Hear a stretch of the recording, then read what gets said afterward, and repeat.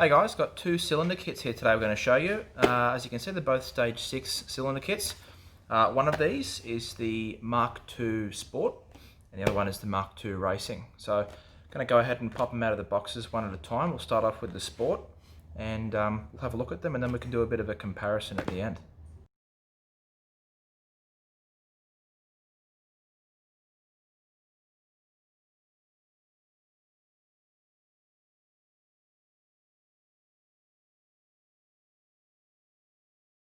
Alright, so this one here is the Sport kit. So really nice quality kit, first impressions. You can see it's got the Nicocell bore. It's obviously an aluminium alloy cylinder, so it's quite light compared to a cast iron cylinder. One of the first most instantly noticeable things about this is that the ports inside the cylinder are enormous. They are really, really big for a standard port type cylinder. Now, it'll get a little bit more obvious when we compare the other cylinder, but you've got a couple of different types of port maps in performance two-stroke cylinders. This is what you call a standard port, where it just has the one large oval-shaped exhaust port. So particularly the intake ports, the intake transfer ports, are really quite enlarged. They're quite tall, but they're very, very wide, and they've really nicely actually finished them off. It's difficult to see in the video, but all the corners of them are very consistent. On a lot of cheaper cylinder kits or lower model cylinder kits, you'll see the edges and the shapes of the ports, because it's quite difficult to get them perfect from a manufacturing perspective. The shape suffers, but the shape of them is very consistent. All the edges are quite nice, and it's been really, really well finished. Moving over to the head, these are an O-ring type head, same as the Molossi. So little O-ring sits in here, and it allows you to remove the head numerous times without replacing the actual O-ring gasket. That O-ring's a Viton gasket as well, so obviously very high heat rubber. So one other thing that differs this kit slightly from the Molossi, the way that the head is manufactured, it actually sits into the cylinder like a sleeve, so it sort of locks itself in place rather than just being locked in place by the studs from the engine casing. So it locks itself in there, which is quite a clever idea. So we'll move over to the piston. Obviously this comes in a really cool little box, little plastic casing, stage 6 racing products on the top. Both kits use the exact same piston, which is of note, and it is a single ring piston. So I'll pop him open. This is really cool. I can't get over how cool this box is. Obviously there's our single ring, a bunch of measurements on there as well as the part number from stage 6. They are really good at that, putting part numbers on everything. There's our circlips and our gudgeon pin, and there's the piston itself.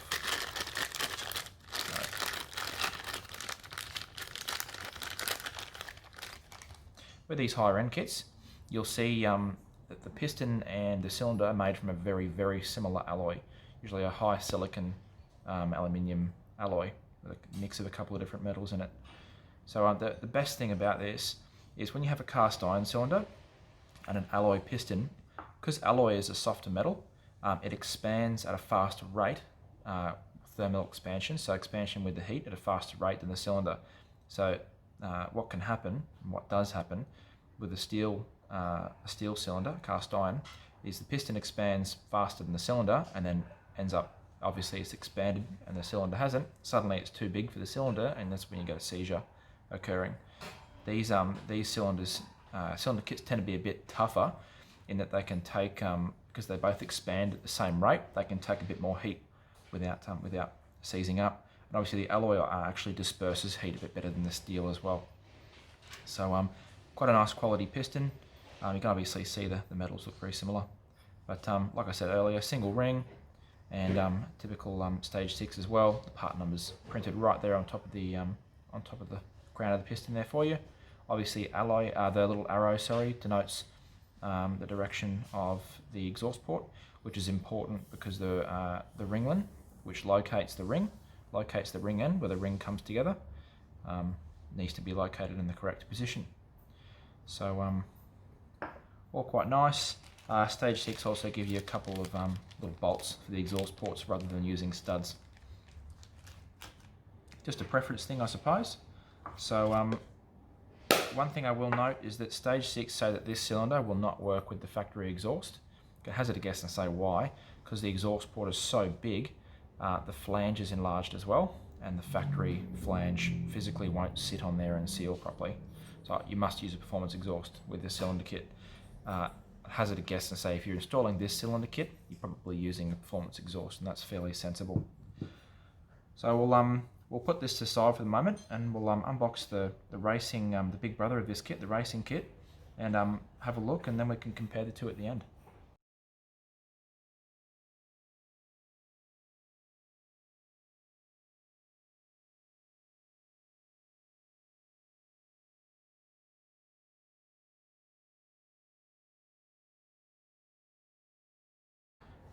Okay, so here's the racing kit, also the Mark II. So you'll notice that the cylinder looks obviously very similar. The big difference with this kit is that this kit has a Bridgeport port map. So I mentioned about the different types of exhaust ports on two-stroke scooters earlier. So a standard port map, like the Sport Pro. Then you have a 9-port, which is what the Malossi MHR Rep is, where it's the same type of exhaust port as a standard port map, but on the exhaust port it has 2 additional little booster ports off to both sides of the top. Then you have a Bridgeport. Bridgeport is the highest performance configuration of cylinder porting. So you'll see, it's sort of difficult to see in the video, but you'll see the Bridgeport gets its name from its quite a large V shape on the inside there, and it has this bridge straight down the center, which you can see on the other side of the exhaust port as well.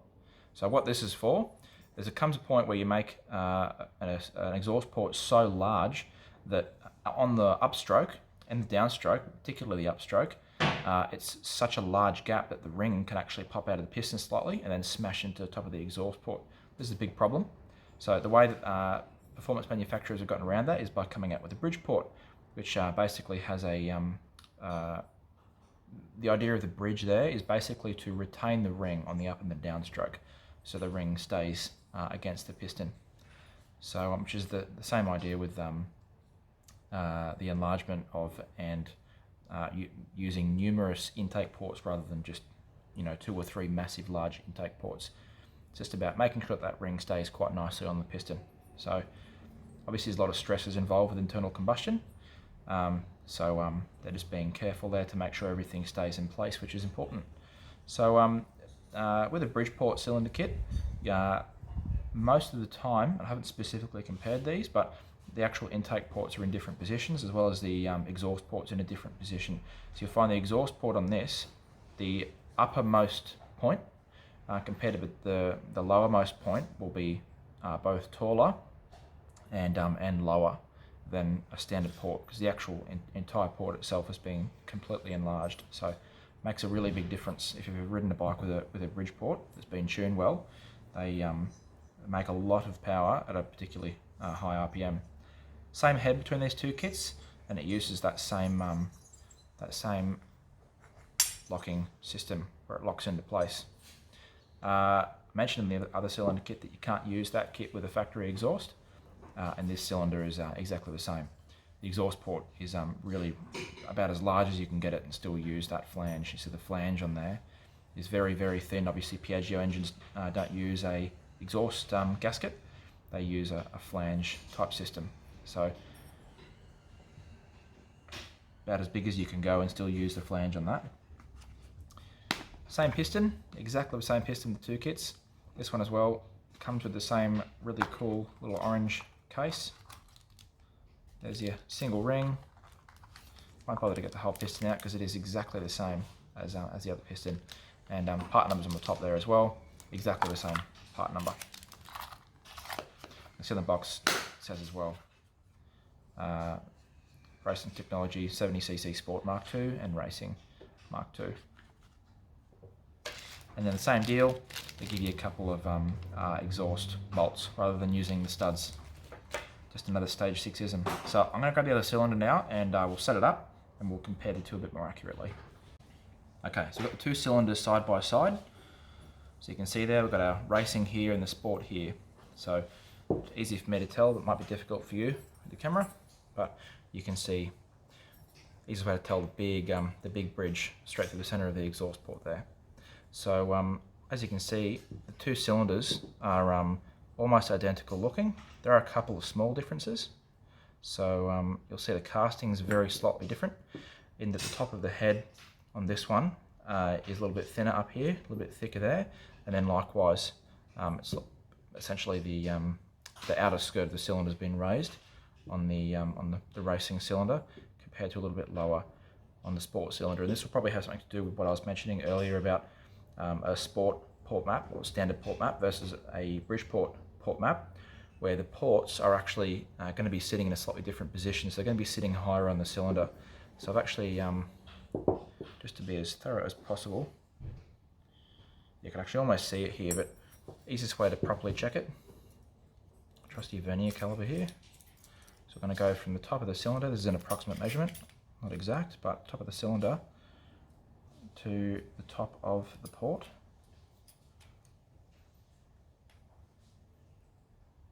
There we go, it's about 23.5 mil, roughly. So comparing to the Sport, yeah, about 24.6. There's about a mil difference in the height. And the depth, 42.3.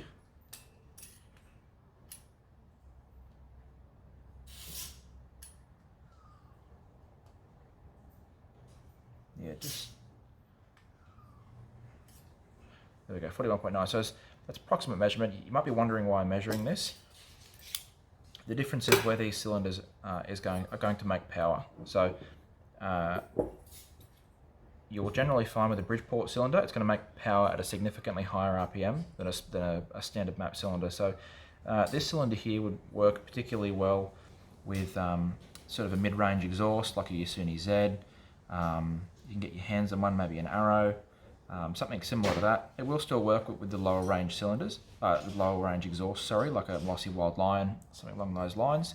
But it's really going to be at home in terms of matching the power range of the exhaust and the cylinder together with sort of a mid-range exhaust. Like a Yasuni Z is probably the best example of that.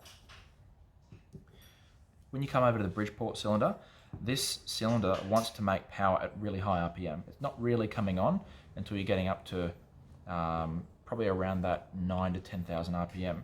So if you're installing this, obviously these are both for a Piaggio, if you're installing this particular cylinder on your bike, the factory CDI on almost every single Piaggio has a rev limit around that 10,000, 10,500 RPM. If you're going to be installing this cylinder kit, you're going to need to put a performance cylinder CDI in the bike to get rid of that rev limiter that you're really not going to hit with this cylinder, because it's just not making power up high enough to hit that point, whereas this cylinder definitely will.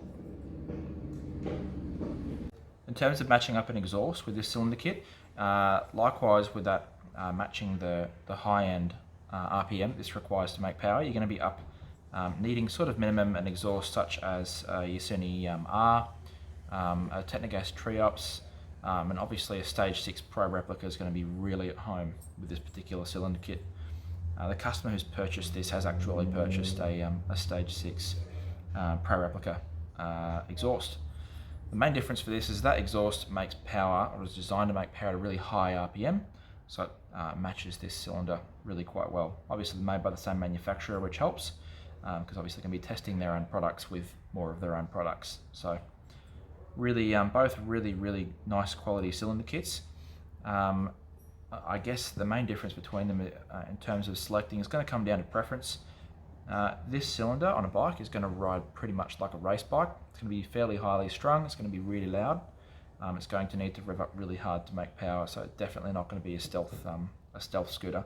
Whereas a sport kit here, the great thing with these is you get sort of 8/10 of this kit, but it's going to be a little bit more accessible on the road in terms of just accessing that power without really making a scene and being super noticeable by everyone. So if you're looking for a sort of a stealthy scooter, but you're wanting still a really nice cylinder, this Sport Pro is definitely the one that I would recommend. Both really nice cylinders, and definitely a good very comparable option to the Molossi for a pretty good price.